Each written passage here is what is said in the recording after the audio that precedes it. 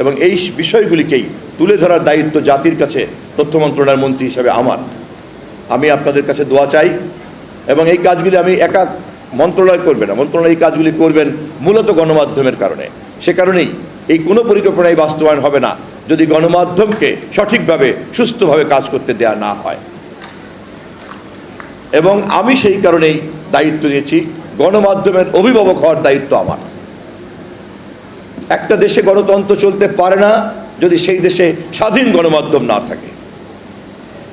গণমাধ্যম স্বাধীনতা চর্চা করতে পারে না যদি তার জবাবদিহিতা না থাকে। আমরা সেই কারণেই স্বাধীনতার জন্য এই জবাবদিহিতাকে নিশ্চিত করব এবং এই পথেই গণমাধ্যমের স্বাধীনতাকে আমরা নিশ্চিত করব এবং সেইভাবেই জাতির সমস্ত চিত্রকে উন্মোচিত করবে গণমাধ্যম। এভাবেই একটি সামগ্রিক ব্যবস্থা আমরা ধীরে ধীরে উন্নয়নের দিকে এগিয়ে চলব। ভাষা দিবসের সঙ্গে এই আলোচনার সম্পর্কটা কি? এই আলোচনার সম্পর্ক হচ্ছে এই যে রক্তের বিনিময়ে কেবল অন্যায়ের বিরুদ্ধে বিদ্রোহ করলেই হবে না, তার বিপরীতে যে সুন্দর সমাজ আমরা চাই সেই সুন্দর সমাজ গঠন করার পরিকল্পনাও থাকতে হবে। তা নয় শুধু বারবার আন্দোলন হবে, বারবার রক্ত যাবে, জীবন যাবে, এক একটা ইতিহাসের পাতা তৈরি হবে, কিন্তু মানুষের কিন্তু ভাগ্যের পরিবর্তন হবে না। সে কারণে আমাদের নেতা দেশনায়ক তারেক রহমান এবার সরকার পরিবর্তনের আগে, ক্ষমতা পরিবর্তনের আগেই কিন্তু 31 দফার রাষ্ট্র মেরামতের কর্মসূচি দিয়েছি আমরা, সংস্কারের কর্মসূচি দিয়েছি আমরা, ইশতেহারে আমরা আমাদের সমস্ত পরিকল্পনার কথা বলেছি।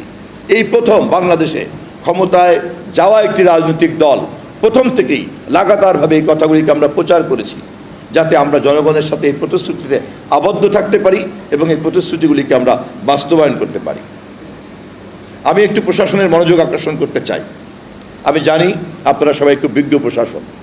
আমি যেহেতু সরকারের পক্ষ থেকে এই জেলার প্রশাসনের অভিভাবকের দায়িত্ব পালন করতে হবে যতদিন মাননীয় প্রধানমন্ত্রী ইচ্ছা পোষণ করবেন, সেই কারণেই একই সঙ্গে গণমাধ্যমের মাধ্যমে আমি আমার রাজনৈতিক সহকর্মীদেরকেও জানিয়ে রাখতে চাই, আমাদের দেশের গণতান্ত্রিক ব্যবস্থায় সাংবিধানিক পদ্ধতিতে জনপ্রতিনিধি একটি অংশ যখন প্রশাসনে যুক্ত হয়ে পড়েন তিনি তখন কিন্তু নির্বাহী বিভাগের সদস্য হয়ে যান।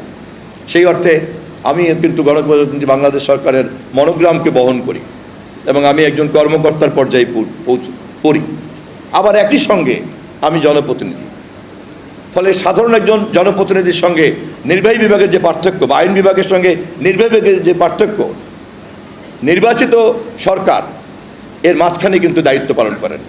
তিনি জনগণের কথা জানেন জনপ্রতিনিধির কাছ থেকে, আবার নির্বাহী বিভাগের নেতা হিসাবে প্রধান নির্বাহী বাংলাদেশের এখন কে? তারেক রহমান। আবার তিনিই কিন্তু বাংলাদেশের সবচেয়ে বড় পার্লামেন্টারি পার্টির প্রধান নেতা, সংসদ নেতা তিনি। ফলে যিনি সংসদ নেতা তিনিই কিন্তু বাংলাদেশের প্রধান নির্বাহী। এই কারণেই প্রশাসনের সঙ্গে জনপ্রতিনিধিদের এই সম্পর্কটা যদি পরিষ্কার না থাকে তাহলে অহেতুক কিন্তু অনেক ভুল বোঝাবুঝির জায়গা তৈরি হয়। আমরা অনেক সময় যারা রাজনীতি করি তারাও যেমন এটা বুঝি না, তারা মনে করি যে প্রশাসনের মন্ত্রিত্ব গ্রহণ করা অথবা সরকার গঠন করা মানেই হচ্ছে রাষ্ট্রকে আমি আমার খুশি মতো ব্যবহার করবো, আমি যা বলবো তাই শুনতে হবে। তাই হয়েছে অতীতে, এদেশের প্রত্যেকটি বাহিনীকে দলীয় বাহিনী হিসেবে ব্যবহার করা হয়েছে, প্রত্যেকটি প্রশাসনকে দলীয় বাহিনী হিসেবে ব্যবহার করা হয়েছে। আজকে এই প্রশাসন দাঁড়িয়ে আছেন, আমি আপনাদেরকে ব্যক্তিগতভাবে বলছি না, কিন্তু এই কথা তো মানুষ দেখেছে, এই প্রশাসনই তো ছিল। যে অন্যায় অত্যাচারের বিরুদ্ধে রক্ত করে আজকে আমাদের এই পরিবর্তন আনতে হলো, সেই অন্যায় অত্যাচার তো কোনো নতুন প্রশাসন বা ভিন্ন কোনো প্রশাসন করে নাই, ইচ্ছায় অনিচ্ছায় তাদেরকে দিয়ে করতে হয়েছে। যারা অনিচ্ছায় করেছেন তাদেরকে আমি সম্মান করি, যারা ইচ্ছায় করেছেন তাদেরকে অবশ্যই চিহ্নিত হতে হবে। এবং সেই কারণেই